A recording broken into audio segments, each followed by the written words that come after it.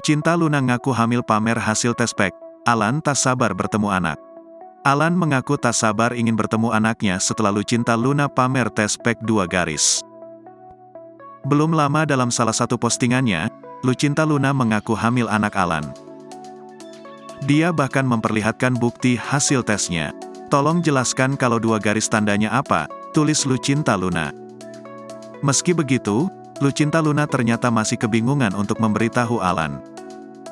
Ia lantas meminta tolong segerombolan anak sekolahan untuk memberikan hasil tes kehamilan ke Alan ketika mereka sedang berjalan di area perbelanjaan di Thailand. Saat menerima hasil tersebut, Alan pun sempat terkejut. Namun tak lama, ia langsung menggendong Lucinta Luna dan mencium pasangannya. Diakui Lucinta, dia sudah lama menantikan momen ini. Bahkan dirinya pun sampai buru-buru terbang menyusul Alan ke Thailand untuk memberi kabar bahagia tersebut.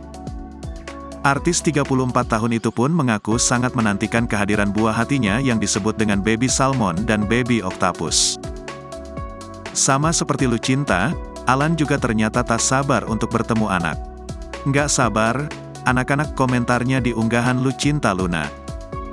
Unggahan Lucinta Luna yang memberikan kejutan pada Alan soal kehamilannya itu pun menuai beragam reaksi netizen.